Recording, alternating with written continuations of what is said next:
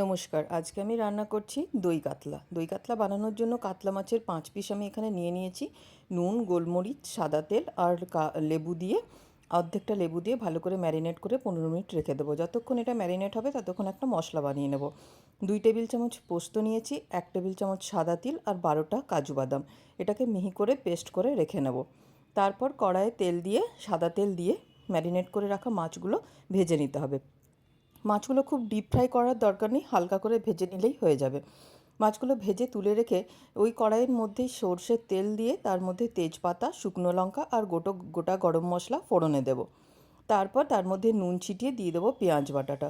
নুনটা ছেটালাম যাতে পেঁয়াজটা দেওয়ার সাথে সাথে তেলটা ছিটে না আসে, সেই জন্য। এবার পেঁয়াজটা ভালো করে কষানো হয়ে গেলে দিয়ে দিতে হবে আদা রসুনের পেস্ট। তার সাথে দেবো রোজকার গুঁড়ো মশলাগুলো, কাশ্মীরি মির্চ পাউডার, নুন তো আগেই দিয়ে দিয়েছি, ধনে গুঁড়ো, জিরে গুঁড়ো। এরপর ভালো করে মশলাটা কষাতে হবে। এই রান্নায় কিন্তু একদমই হলুদের ব্যবহার হয় না। তারপর কষানো হয়ে গেলে বেটে রাখা পোস্ত, কাজু বাদাম আর সাদা তিলের পেস্টটা দিয়ে দেবো। তারপর আরেকটু কষিয়ে নিয়ে 3 টেবিল চামচ টক দই দিয়ে দেবো। তারপর আবার কষাতে হবে যেন তেল ছেড়ে আসে।